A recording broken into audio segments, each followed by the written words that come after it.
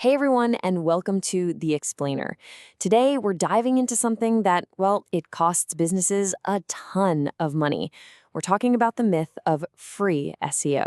And hopefully, we're going to completely change the way you think about getting seen online. All right, let's just get right to it with the big question. Is SEO, search engine optimization, really a source of free traffic? I mean, you've probably heard this a million times, right? And for a long time, the answer seemed pretty obvious. And for a lot of people, that answer has always been a resounding yes. This right here is the core belief we're going to pick apart today. You know, this idea that you can just sprinkle a little SEO magic on your website, and poof, customers will just find you, and it won't cost you a dime. Sounds amazing, right? But here's the thing. It's just not true. Okay, so you might be thinking, what's the big deal? Well, the big deal is that this little myth has massive financial consequences. It really messes with how businesses plan, or maybe how they fail to plan their marketing strategies. See, when you think something's free, you just don't treat it seriously. And that's the trap.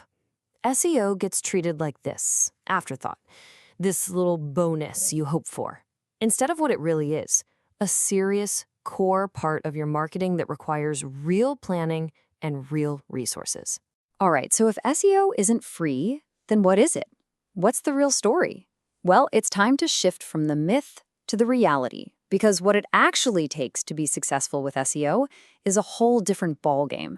Let's just put it side by side. It couldn't be clearer. On one hand, you've got the myth, free traffic for the taking. But on the other hand, the reality. SEO is a serious, substantial investment of resources. And I really want you to focus on that word, investment. It's a total game changer. Okay, so investment.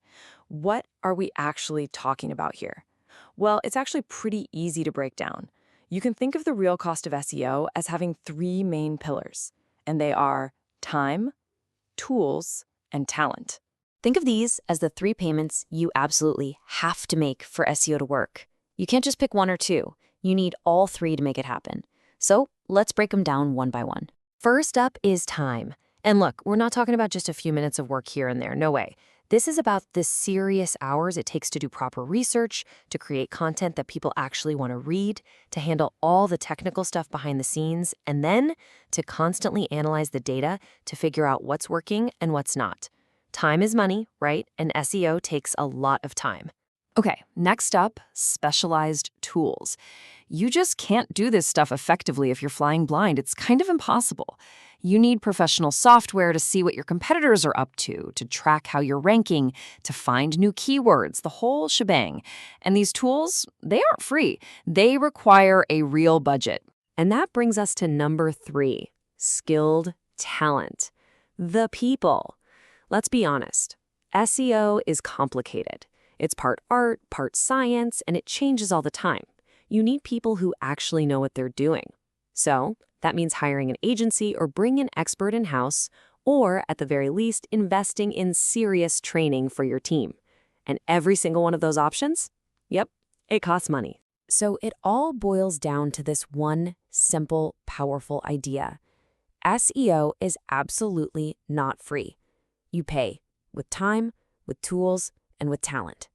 That's it. That's the price of admission. Now, hearing all this, you might feel a little discouraged. But please don't. That is not the point at all. The goal is actually to empower you, to get you to make a really important shift in how you think about all this. It's about redefining SEO's place in your budget. This is why we need to start treating SEO as a deliberate investment. What does that mean? It means you go into it with your eyes open. It's a conscious, intentional, financial decision. You plan for it, you set aside a budget for it, and you do it on purpose. Because you get it. You understand the costs, but you also understand the incredible potential rewards.